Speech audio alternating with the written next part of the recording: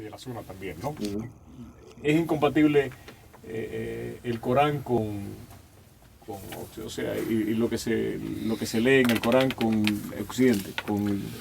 Pues mira, no, Roberto, lo que pasa es que Hay versos que son... siempre hay extremistas que van a sacar un verso de sobre 6.000 versos que contiene el Corán, lo van a descontextualizar para usarlo para su agenda personal. Pero hay versos que son... Por ejemplo, hay versos que mientras en los tiempos del profeta había un conflicto bélico abierto con unas tribus judías, se vino una revelación coránica que decía: no tomes como amigos a los judíos, porque eran los que estaban en el medio de una batalla en ese preciso instante. Okay. Y eso obviamente lo coge un extremista y dice: mira lo que nos dice el Corán, que nosotros no podemos tener amigos que sean judíos. ¿Tú tienes amigos judíos?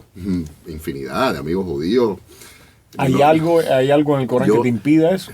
No, en agosto 3 yo estoy invitado a una sinagoga en Parkland a dar un curso con los judíos de mi comunidad sobre Al-Andalus, precisamente. Eso es lo que pasa en nuestra comunidad, la realidad. Y hay una...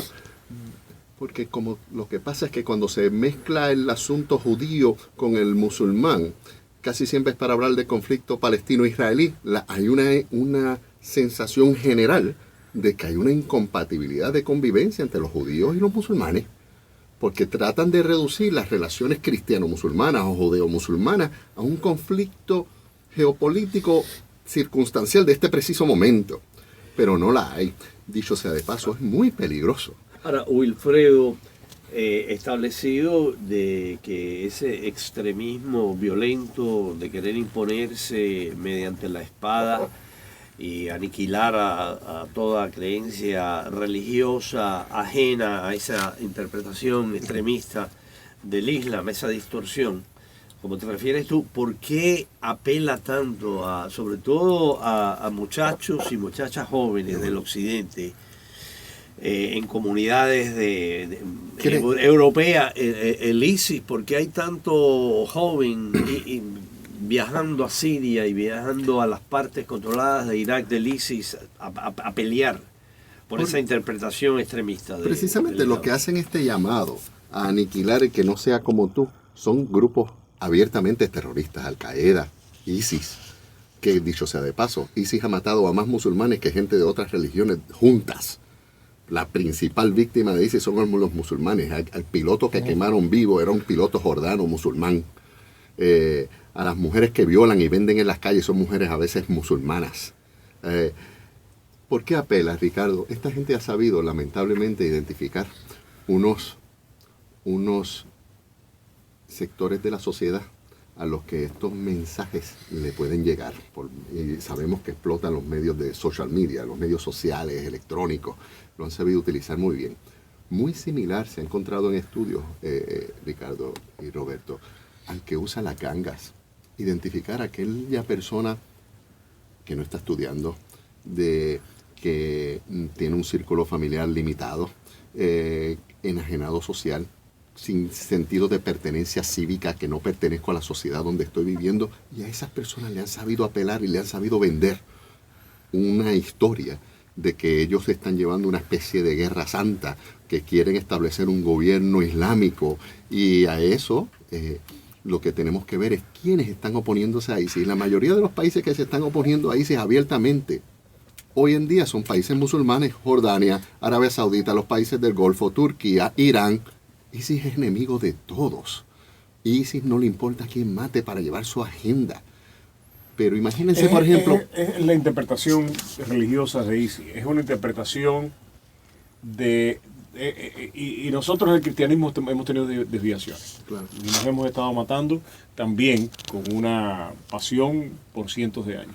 Hasta no hace mucho protestantes y católicos se estaban matando en Irlanda. En Irlanda, sí. Y esto fue el otro día.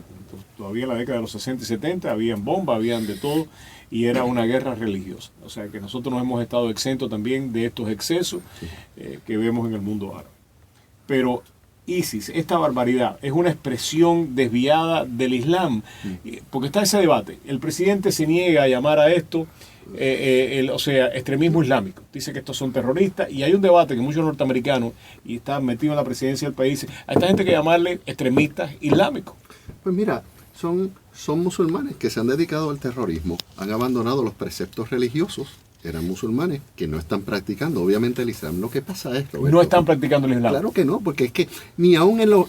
Mira, el Islam tiene la particularidad que tiene hasta dentro de su religión lo que se llama rules of engagement, que cuando tú estás batallando, ¿cuáles son las reglas? No puedes matar ancianos, no puedes quemar un árbol, no puedes destruir edificios, no puedes... las mujeres, los niños y los ancianos son lo que se llama off limits. Entonces, vemos que esta gente quema gente viva, vende mujeres, viola mujeres, destruye centros religiosos, que ni aún siguiendo los preceptos de guerra cuando la guerra estuviese autorizada dentro del Islam, esta gente los vive. Hace el presidente bien en decir, porque mucha gente está diciendo, hay que decir que estas personas son terroristas islámicos. Y el debate está dado aquí en Estados Unidos. Porque lo que pasa, Roberto, se debe hacer, ¿cómo se debe llamar? Es que estos son terroristas musulmanes que se han desviado de su práctica del Islam y tratan de levantar. Lo que pasa, imagínate un Osama Bin Laden convocando a gente que se le una a su causa, a Al Qaeda, diciendo, vamos a luchar por el nacionalismo árabe. ¿Cuánta gente se le iba a unir a Al Qaeda? ¿Cuánta gente iba a apoyar a Al Qaeda? Muy pocos. Pero si él dice, esta lucha es una lucha por Dios, es una guerra santa para ganarnos el paraíso y las 11.000 vírgenes. Entonces es una guerra, ahora, una motivación, venden una motivación religiosa deformada para ganar adeptos. Pero se ofenden los musulmanes en los países de mayoría islámica, en las comunidades musulmanes que están en países del occidente. ¿A ti te ofende que alguien diga que Al Qaeda o ISIS son extremistas musulmanes? No me ofende. Lo que pasa es que, por ejemplo, cuando a ISIS se le dice es el Estado Islámico y no el autodenominado Estado Islámico, no se está informando bien. Si el espíritu tuyo y de ustedes como periodistas es informar la realidad, tenemos que decir el autodenominado Estado Islámico, porque ISIS no es un Estado Islámico, porque un Estado Islámico no está masacrando, haciendo actos de terrorismo, robando bancos, destruyendo tesoros nacionales. Mira, en la época de los sucesores del profeta, el Islam llegó a Egipto y allí no se destruyeron las pirámides y las esfinges ni nada, Pero el jefe de Al Qaeda, el doctor ¿cómo se llama? Zawahiri dice que si llega a triunfar Al Qaeda en Egipto va a acabar con las pirámides y eso es lo que te digo, las reliquias de esa parte de la historia. Y eso es una deformación total de los preceptos islámicos que se destruyó cuando hablábamos en el inicio de este segmento en España del Andaluz, cuando los gobernaron los califatos. Aquí no destruyeron las catedrales cristianas. No, y rescataron la filosofía griega y el teatro griego. Si pensamos de la manera que se piensa en Occidente, se piensa por lo que sucedió allí en Andalucía durante ese tiempo. Varios comentarios que tengo, y son de colegas que nos acompañan. Broderick Serpa nos manda una serie de comentarios bien interesantes. Dice, voy a citar solamente uno de ellos. La guerra de ISIS no es contra Occidente, es contra los sunnis, que es lo que tú estabas... Y combatir el analfabetismo no significa salir con una ametralladora, matar a todos los analfabetos.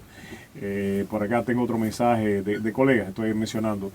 Carlos Cataño, ¿por qué no hay censura pública de los musulmanes contra esos radicales?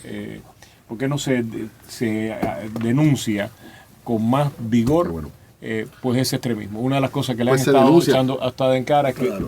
Claro. Qué bueno que los traes, porque muy frecuentemente me entrevistan y dicen, ¿dónde están las voces musulmanas condenando el extremismo? Bueno, lo estás haciendo tú ahora. Pero si buscas en Google, ahora mismo... Islamic Association Condemnation of Terrorism, van a salirte sobre 100.000 entradas, porque es que lo hacen. Lo que pasa es que no es la prensa, no es lo que llama a la primera plana. Cuando esa conferencia que yo voy a dar en agosto 3 en la sinagoga, ¿cuántos periodistas van a ir ahí? ¿Nadie? ¿Se va a enterar el mundo? No, se enterará esa comunidad, unos pocos de mi comunidad, pero eso no hace noticia, Roberto. Ahora, cuando alguien le escribe en la escuela que yo enseñaba islámica, Islam, whatever, estaba la prensa local y estatal allí. Eso no hace noticia. la realidad fáctica de la buena convivencia interreligiosa entre musulmanes, cristianos y judíos y de otras religiones y sikh y budistas que existe en nuestro país y en muchos otros países, lamentablemente no es la ¿Tú crees noticia. que ustedes, el liderazgo musulmán ha estado a la altura del reto que han presentado los terroristas? Es que también somos una comunidad relativamente joven. Estamos creciendo exponencialmente. Hay muchos musulmanes, pero institucionalmente y cívicamente aún no tenemos... ¿Cuántos musulmanes hay en Estados Unidos? Hay estimados de los 3 más a 6, bajitos ¿no? de entre 3 hasta 10 millones, ¿verdad? La mayoría, uno de los estados, de los 6 estados de más musulmanes es precisamente Florida, California, New Jersey, Nueva York, Michigan. Y son comunidades migrantes, pakistaníes, hay muchos, ¿no? Fíjate, son muy diversas. La mayoría en Estados Unidos son del continente subasiático. Luego le siguen, quizás eso componen más del 50%. Luego ellos, ser indios, ¿no? los indios pakistaníes o bangladeshis, esos son continentes subasiáticos. Luego el mundo árabe, luego los afroamericanos, perdóname. Luego De aquí, los afroamericanos, luego los árabes y luego mezclado las otras minorías, pero más o menos en esa proporción están distribuidos. ¿Por qué Farrakhan, por ejemplo, el grupo de Farrakhan es considerado como una vertiente legítima. No está integrado. Es una secta. Es una de las denominaciones. ¿Denominaciones o sectas? Es que es un Islam criollo.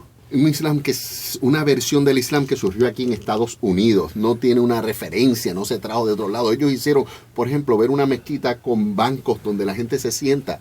Eso es ajeno al mundo islámico porque no hay bancos, son espacios abiertos donde la gente se postra.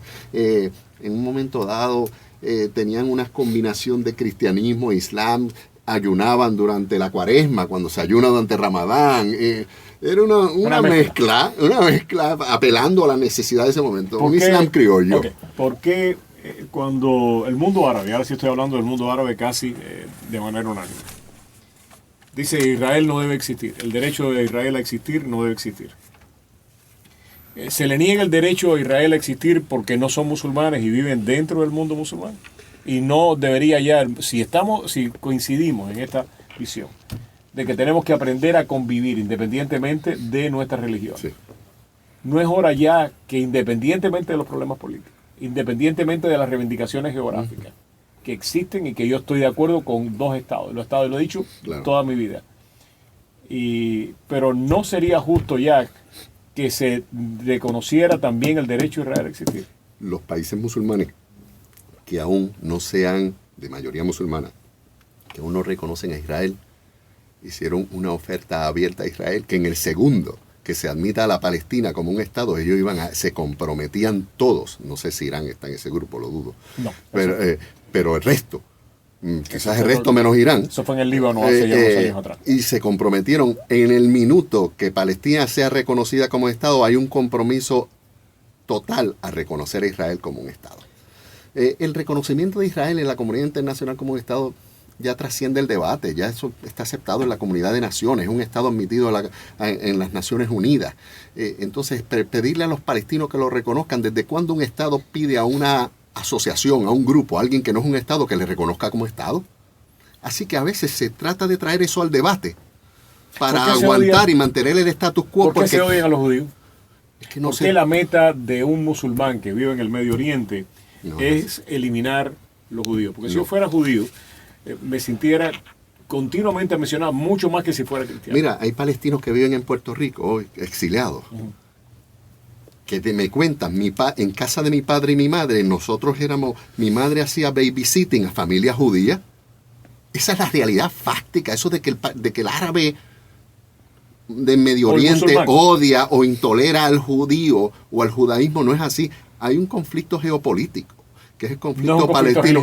No, siempre se trae la religiosidad al conflicto. En Medio Oriente es muy difícil, Roberto, separar la religiosidad. Imagínate, además son primos hermanos, son semitas.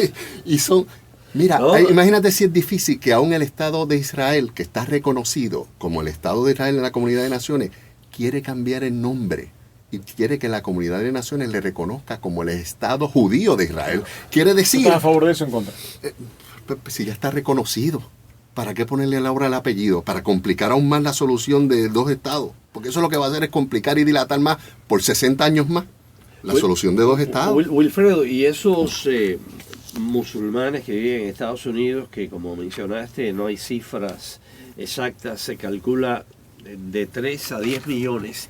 ¿Cuántos son hispanos? ¿Qué hace que gente hispana, porque a pesar de que España fue musulmana por qué 700 años, Sí, ¿no? sí. Antes de que los reyes católicos ganaran aquella guerra, no hay una tradición cultural Pues fíjate, religiosa. muchos hispanos... ¿Por qué entran los hispanos? Qué bueno que lo pregunta, a- Ricardo, porque muchos hispanos que encuentran el Islam, Ajá.